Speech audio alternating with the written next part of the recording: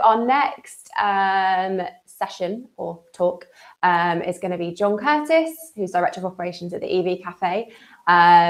Just a quick bio on John. So John is a seasoned expert in the electric vehicle industry with a deep understanding of EV technology, infrastructure and policy. He has been at the forefront of the transition to sustainable transportation. His career spans research, development and the implementation of EV solutions, making him a sought-after authority on the subject. Through his work, he has contributed significantly to the advancement of electric vehicles and their widespread adoption. So it's great to have you here today, John, and I'm going to pass over to you.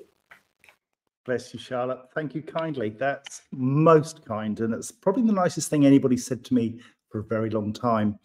So the EV industry has range anxiety, and the job of transitioning to zero-emission vehicles is far from done. As Charlotte said, my name's John Curtis. I've been in sustainable transport since 2010, first with the Scottish Government as Head of Sustainable Transport. I've been an independent consultant to amongst others, Scottish Enterprise, Police Scotland, the Universities and Colleges of Scotland, and a motoring columnist for the Mirror Group for 7 years.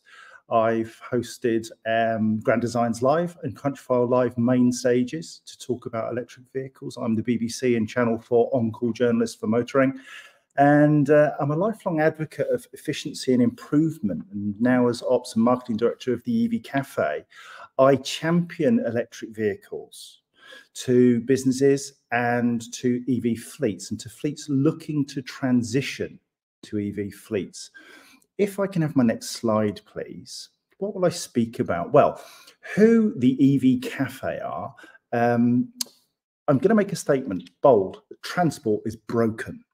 And I want to look at the politics of the transition to electric vehicles, not just cars, but transport in its most general sense. Talk about OEMs and that they are not moving quickly enough to allow and enable the better use of electric vehicles. Some harsh facts, which you may or may not have already heard, but I'm going to go through them and speak about the just transition, a policy perspective that Scotland has, which is, I think, quite unique, but is very, very interesting.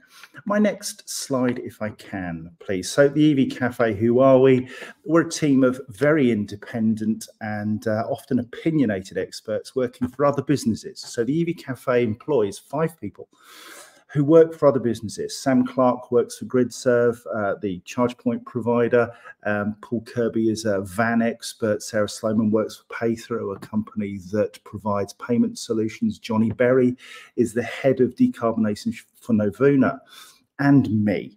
And the 5 of us go around the country talking to businesses, talking at conferences about the transition to electric vehicles. But we do so in a way that cuts through, because we use 2 things. One is humour, and the other is an open mind. We are not slavish about electric vehicles. What we are is realistic, and we recognise that there's a mix of drivetrains, a mix of fuels that is necessary right now for us as a society, but that there are better and cleaner ways of doing things. As Erin spoke of, some of the costs involved in transitioning, especially in our current economic and commercial climates, are difficult to swallow.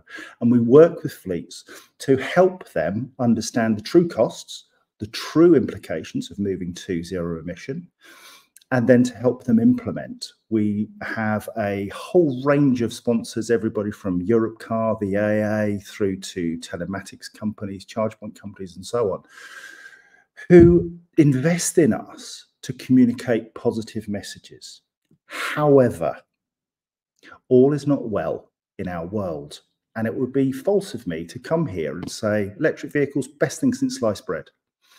If I tell you that I've been working in electric vehicles since 2010, so almost 14 years, I have seen it right from the very first Nissan Leaf through to today, and electric vehicles are not out of the woods. A colleague of mine from National Grid, who has 5,000 vehicles, many of which are electric, said, "Oh, cars are done. Electric cars, easy. Now we've got to move on to commercial vehicles." I disagree.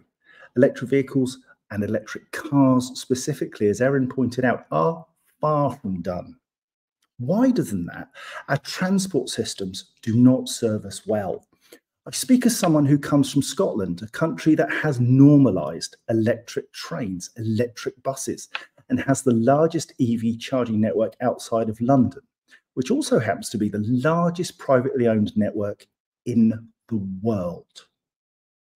Now, in 2012, way back when I was creating policy for the Scottish Government, the big talk was all about mobility as a service, the bringing together of our transport systems in order to provide a complete package of moving people and products about through ideally one customer interface. That was 12 years ago. Let's just reflect. What's happened? We've proved we cannot maintain our roads. We cannot provide universal access to public transport. We cannot operate profitable public transport where it is most needed. Scotland cannot deliver ships to time and budget. Our bus manufacturing industry is contracting, with recently announced 160 job losses at Alexander Dennis, the electric bus manufacturer in Falkirk in Scotland. Now, my major area of focus is transport and road transport specifically. And transport policy continues to be a political football, with governments committed to remaining on the fence with this really dull, technology-neutral position, bringing a slow pace of change and a lack of certainty. Next slide, if you would, please. So our transport systems are not serving us well. If you live in a city, you may well have access to great buses, great trains, great taxi services, Uber, the works. Fantastic. If you live in many towns in the UK, you have no such access. And if you live rurally, as many do in Scotland, Wales, and rural parts of England, it's just not the case. And what we need to do is to start to think holistically back to this mobility as a service picture of what is it we need to do in the UK to create a better transport system, to enable people to be economically independent and to generate wealth, not just for themselves, but for our country. In the UK, there's major hand-wringing in terms of policy, but does it matter when globally few major economies care about decarbonising transport? China, despite its massive production of electric vehicle battery cells and vehicles, has no plans, and the prospects for hitting net zero are poor. Russia, no plans to decarbonise transport whatsoever. The United States has a net zero by 2050 target, but we all know how targets can be changed. There was, however, a really interesting statement recently from the US government, which says they're committed to rapidly decarbonising the transportation sector whilst achieving a clean, safe, secure, accessible, affordable and equitable transportation system for everyone. And I smile broadly because, well, ain't that easy to say, but it's darned hard to do. And if we can't do it in Scotland, which is a country where basically you can phone up 5 people in the industry, get them in a room and get them to agree on stuff, if we can't do it, there's not much hope for 360 local authorities in England. Next slide, please. We can't even agree on when we'll start to phase out petrol and diesel vehicles to bring in this 2030, 2035, or even never ban on new petrol and diesel cars. There is a commitment to reinstate the 2030, but that hasn't happened yet. We have the zero emission vehicle mandate, which is incentivizing or punishing manufacturers to produce a percentage of their fleet as electric. And if they don't, they need to do one of 2 things: either pay a £15,000 fine per vehicle that isn't electric if they don't hit the target, or alternatively buy credits, and Tesla must be rubbing their hands together. However, OEMs are having a tough time. OEMs are stockpiling vehicles. There are literally tens of thousands of electric vehicles at Southampton docks, unable to even be pre-registered as demand isn't there. car manufacturers have got to sell this percentage, and they are going to have egg on their faces if they don't. But globally, there's nothing happening. People keep talking about hydrogen as the big savior of the transport systems. Let me talk to you about hydrogen just for a second. When you create hydrogen, it's very simple. You take a cup of water, you pass electricity through it, and from that out comes hydrogen. Hydrogen can then be caught, compressed, kept at pressure, and used for generating electricity or feeding a hydrogen fuel cell. The process of creating renewable, so green, renewable energy into that cup of water, creating renewable energy, turning it into hydrogen, and then turning it back into electricity loses 70% of the energy value that you started with. So let me give you an analogy. You go to the shop with £1. You arrive at the door to buy your pound's worth of goodies and you've got 30 pence left in your pocket. Good value?